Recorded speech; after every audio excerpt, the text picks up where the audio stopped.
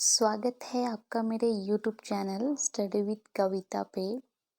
और आज की इस वीडियो में मैं आप लोगों के लिए एक बहुत अच्छी ट्रिक लेके आई हूँ।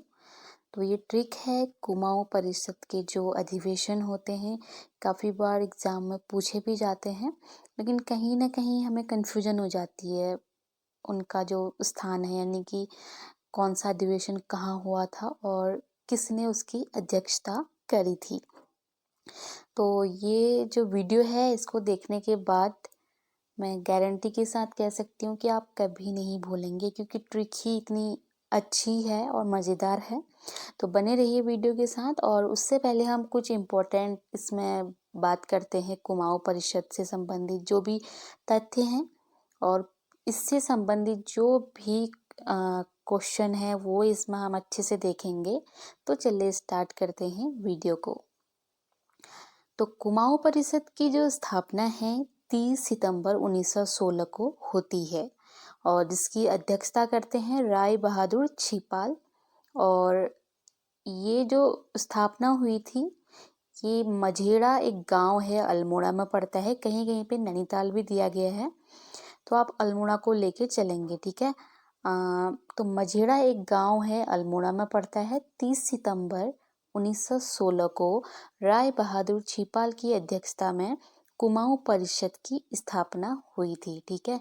और इसकी स्थापना में किन किन लोगों का हाथ है या योगदान है, तो उनको भी देख लेते हैं। तो प्रमुख व्यक्ति हैं बद्रीदत्त पांडे हैं, गोविंद वल्लभ पंत जी हैं, प्रेम वल्लभ जोशी जी हैं, और इंद्रलाल शाह, मोहन सिंह चंद्रलाल, और लक्ष्मी दत्त शास्त्री जी। तो ये प्रमुख व्यक्ति हैं जिन्होंने कुमाऊं परिषद में अपना महत्वपूर्ण योगदान दिया है, ठीक है।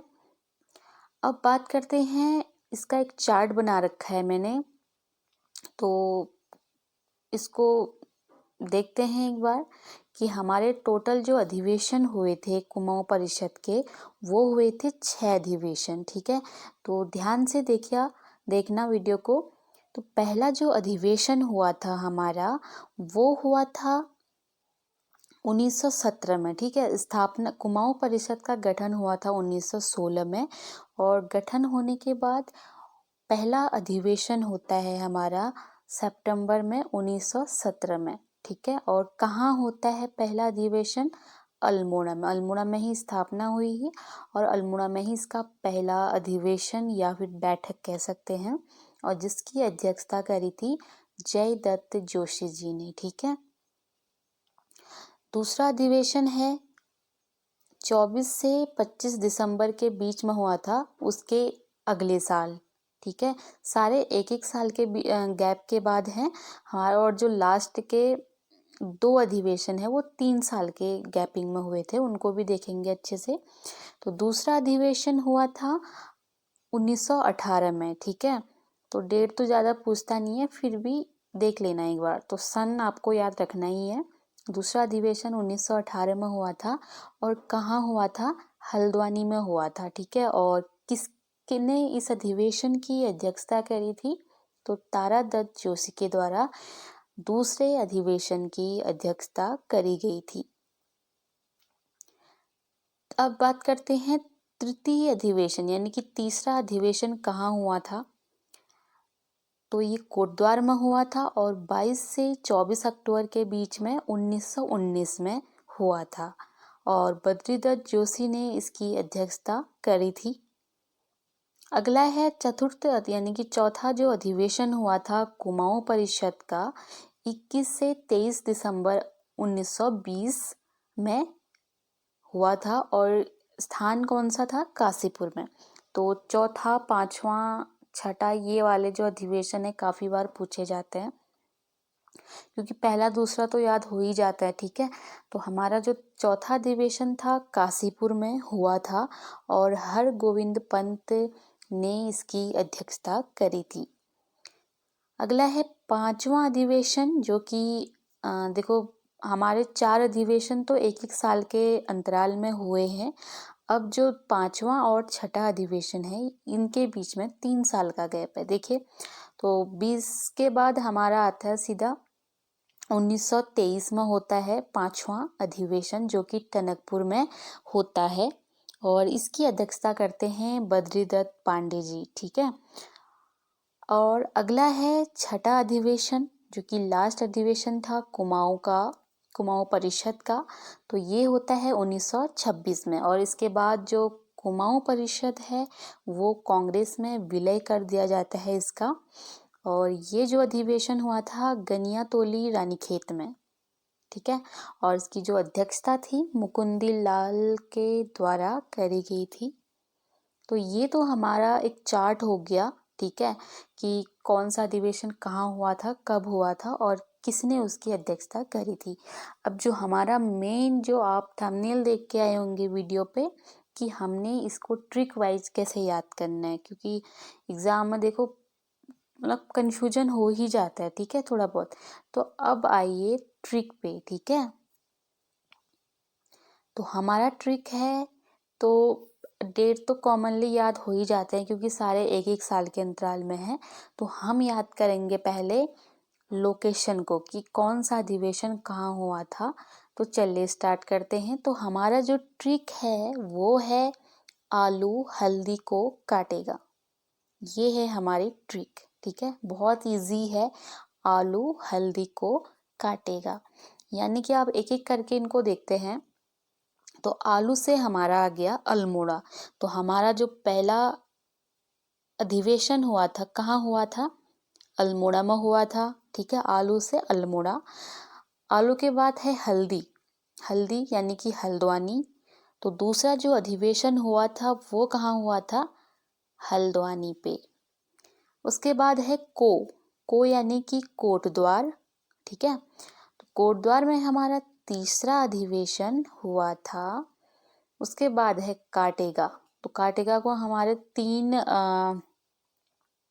वर्ण है इसमें, एक एक करके इनको देखेंगे। का से हो गया काशीपुर। चौथा जो अधिवेशन आपने देखा था काशीपुर में हुआ था। और टे यानी कि टनकपुर। टनकपुर में हमारा 5वां अधिवेशन हुआ था। और लास्ट है काटेगा।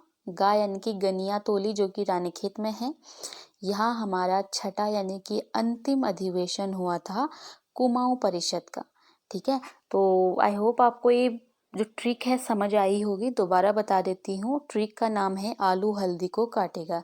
ये आपके स्थान हैं। ठीक है, स्थान की कौन सा अधिवेशन कहाँ हुआ था। तो आलू से आपका अल्मोड़ा, हल्दी यानी कि हल्द्वानी, को यानी कि कोटद्वार। ठीक है, का से बनेगा काशीपुर, टे से बनेगा टनकपुर और गा से बनेगा गनियातोली। तो ये आपके सीक्वेंस वाइज हो गए। ठीक है, अब बात करेंगे अध्यक्ष की। अध्यक्ष में भी कंफ्यूजन होती है, तो उसके लिए भी एक ट्रिक बनाई हुई है। तो ट्रिक का नाम है, देखो जो ट्रिक बन रही है वो बन रहा है कि जाता बह बम। तो आपको ये उल्टा याद करना है, बम बह जाता। ठीक है, तो जा से है हमारा जयदत्त जोशी, जो कि पहले अधिवेशन के अध्यक्ष थे। तो उसके बाद तो आ रहा है, ता से हो गया हमारा तारादत्त जोशी। ठीक है, जो कि दूसरे अधिवेशन के अध्यक्ष थे। फिर है बो यानी कि बद्रीदत्त जोशी, जो कि तीसरे अधिवेशन के अध्यक्ष रहे।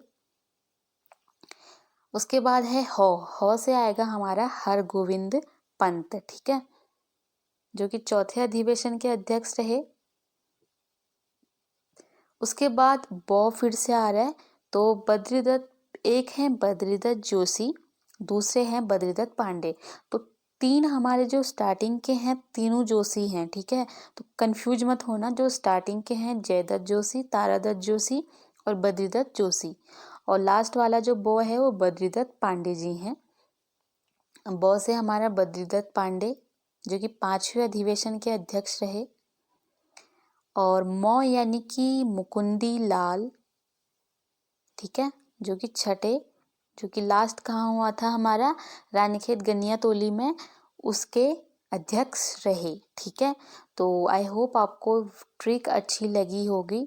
ठीक है, अब कुछ महत्वपूर्ण तथ्य जो हमारे सारे अधिवेशन हुए थे उनमें से कुछ फैक्ट पूछे जाते हैं, तो उनको यहाँ पे मैंने नोट किया है, तो आप ज़रूर देखें इन्हें। तो हमारा पहला पॉइंट है, कुमाऊं परिषद का जो दूसरा अधिवेशन हुआ था उसमें बेगार मुक्ति एवं जंगलात अधिकार जनता को लौटाने संबंधी प्रस्ताव रखे गए थे। तो ये क्वेश्चन बहुत बार पूछा गया कि बेगार मुक्ति और जंगलात संबंधी अधिकार जनता को लौटाने के संबंधी जो प्रस्ताव थे किस अधिवेशन में रखे थे, तो वो दूसरे अधिवेशन में रखे गए थे। दूसरा है, कुमाऊं परिषद के तीसरे अधिवेशन में गढ़वाल क्षेत्र के सर्वाधिक प्रतिनिधियों ने भाग लिया था और इस अधिवेशन को हिंदू मुस्लिम एकता के रूप में जाना जाता है। तो अगर पूछता है कि गढ़वाल क्षेत्र के सर्वाधिक जनता या प्रतिनिधियों ने किस अधिवेशन में भाग लिया था सर्वाधिक, तो कुमाऊं परिषद के तीसरे अधिवेशन में, और इसी अधिवेशन को हिंदू मुस्लिम एकता के रूप में भी जाना जाता है। ठीक है।